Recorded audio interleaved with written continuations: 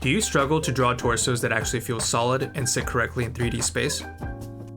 If so, you're at the right place. A lot of artists struggle here, and it's not because they don't know anatomy. It's because the torso is made of two rotating forms, the ribcage and the pelvis, and if those aren't constructed properly, everything else falls apart. Today I'm going to show you how to construct the torso from the ground up. We'll start with some universal guidelines, beginner-friendly box construction, and then move on to more intermediate and advanced 3D forms. And if you stick around to the end, I'm going to show you how all this comes together as I draw Power from Chainsaw Man, so you can see exactly how these fundamentals translate into character drawing. My goal here is simple, to give you a system you can plug into any character you draw, whether it's fan art, original characters, or full body studies, something that is functional that you can use to refine your drawings. So grab a snack and let's break the torso down from the ground up. Before we jump into the demo, there are a few guidelines that will make the torso construction process a lot easier, especially when it comes to getting consistent measurements. For now, we're only focusing on the upper body. Arms and legs will be covered in a separate lesson. These measurements will vary depending on the artist or method you follow, but what I'm showing here are measurements commonly used. I won't be breaking down head construction in this video, but I covered it in detail in the previous lesson if you want a refresher. We'll be using the head as our unit of measurement. A full body is roughly 8 heads tall, and while total height can vary a lot from person to person, the distance from the top of the head to the bottom of the pelvis stays surprisingly consistent at about 4 heads tall. Most height variation comes from leg length below the pelvis. The ribcage is about 1.5 heads tall and about 2 heads wide at its widest point. The pelvis comes in roughly 2/3 to 1 head in height. That's all we need for now. We're not going heavy into anatomy yet, but keep these proportions in mind, especially the forehead measurement, as we move into the next section. If you'd like a simple cheat sheet with these measurements and a handful of extra tips, I made a free PDF for you. It's in the description. Now I'm going to show you 2 examples of how I draw with boxes while using reference. So there's actually many different ways of starting this drawing. I sometimes will start directly with drawing the ribcage box, but I also find it easier to start with the basic gesture line to orient the direction of the figure. I will then observe the reference to determine which plane of the box is facing the camera. In this case, it is the side and back planes of both the ribcage and pelvis. I divide this first line into 2 separate boxes. From here I'll draw in the back planes of the box, making sure to include the center line. Make sure you are accurately capturing the tilt and angle of these boxes. You are trying your best to match the perspective of the reference image. Then I'll add in the cylinder of the neck, and a sphere for where I'll build the skull from. I am eyeing the length of the torso. If you're having trouble with this, I would suggest first drawing the head and using the forehead measurement to find the bottom of the pelvis. We're basically done at this point, but as a bonus, if you want to throw in some lines for the direction of the arms and legs, feel free to do so. For this second example, I'm going to start with the upper torso first, trying to capture the perspective of the ribcage. Next, I will try to find the angle of the pelvis and construct the second box accordingly. I make sure to lay in the center line, as this will become important later when we add more volume and pieces to this drawing. From here, I find the cylinder of the neck, and then the ball of the skull, which I will construct the mask of the face from. I will add in gesture lines for the arms and legs for now, and our basic torso is complete. If you remember the box method video I made earlier, this is essentially the next logical step.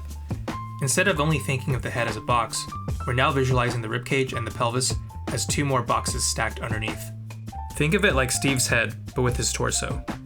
We're not doing this because the ribcage and pelvis are literally box-shaped. It's just the cleanest way to understand perspective, rotation, and spatial orientation. Boxes make it obvious which plane is facing the viewer, unlike a sphere or a cylinder. Before you jump into more complex shapes or anatomy, I really recommend getting comfortable with the box constructions first. Anatomy is important, but think of it as something built on top of a solid foundation. If your perspective and spatial orientation aren't there, the anatomy won't sit correctly no matter how detailed it is. Once you're comfortable with box forms, we can start swapping them out for simplified versions of the real shapes. I'm intentionally keeping these forms basic. You can always push complexity later, but not without correct fundamentals underneath. If this is helping you, feel free to subscribe so you can follow along as I build up the rest of the series.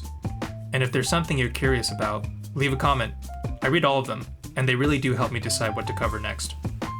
In this section, I'll be going over how to actually construct the three-dimensional forms of the ribcage and pelvis.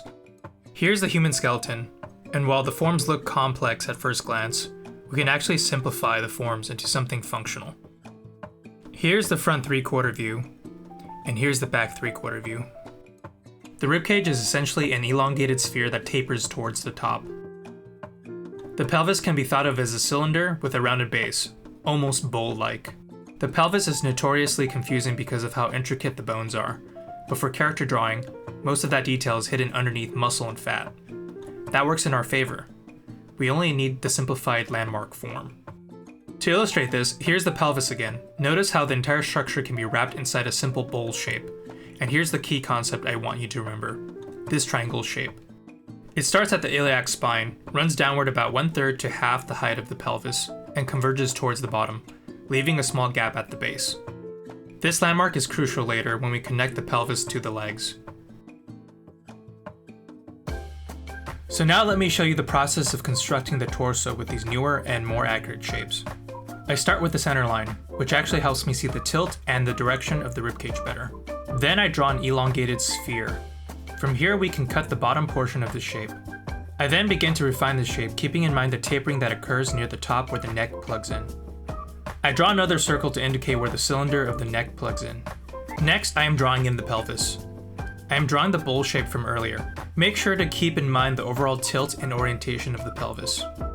I lay in that triangle shape, creating this underwear shape where the legs can plug into. Don't forget the training from the box exercise we did earlier. We did those drawings for a reason, so we can more accurately see and distinguish the perspective of these objects.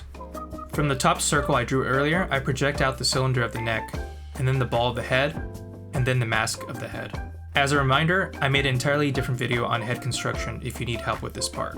This next part is optional, but I'm adding in the collarbone and then the cylinder of the arm, as well as the shape of the deltoids. I'll be covering these in a different video, but for now these are the basic shapes to work off of.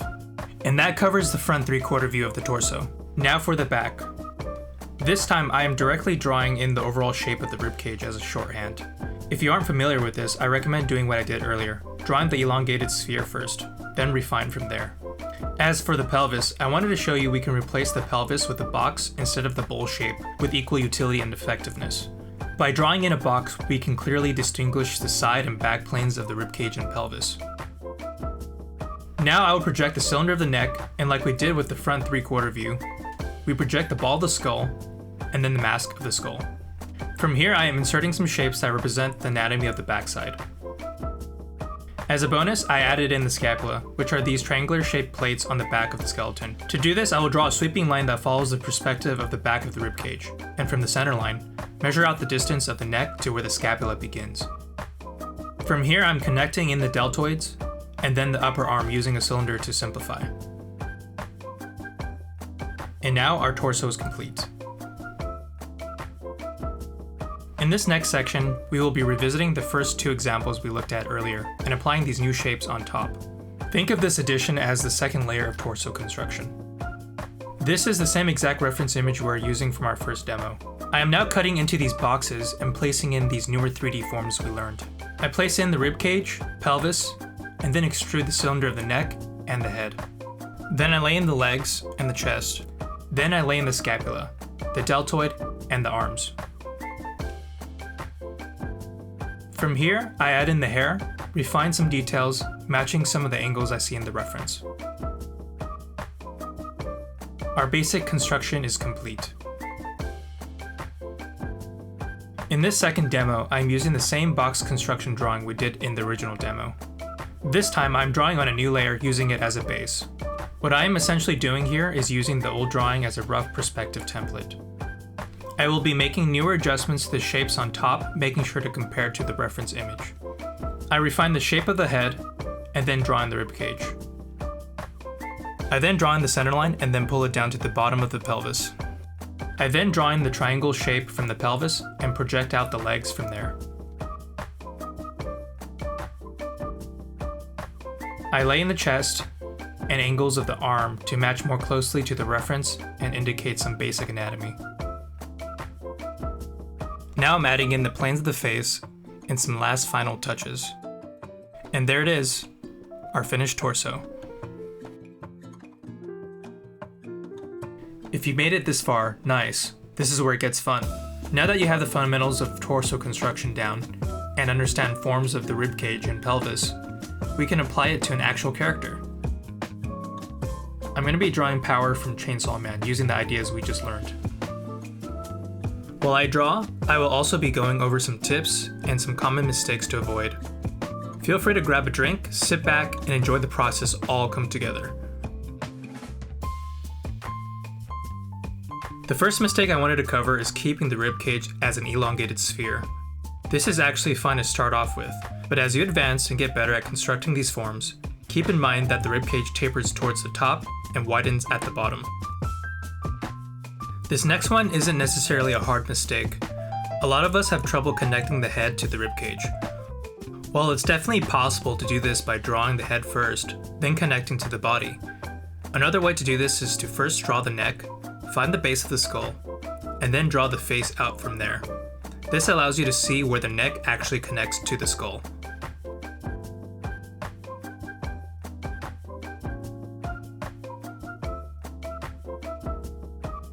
The last mistake is making the gap between the ribcage and pelvis too wide. A good way to make sure you're not doing this is to measure the gap at the backside of the ribcage to the pelvis. This should be around 1/4 length of the head. So let's shorten the length of the torso here. Another measurement to always keep in mind is the forehead measurement we talked about. The top of the head to the bottom of the pelvis should be 4 heads tall. This covers our lesson for today. At this point in my power drawing, I've laid in the color and I'm refining some of the shadow shapes. As you can see, starting from simple boxes, we can build up the entire torso, and then adapt that structure to any character we want.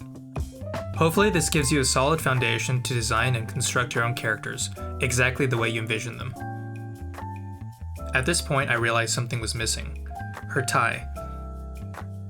By the way, if you didn't know already, I'm starting a Discord community for those who want to hang out, share art, or ask questions.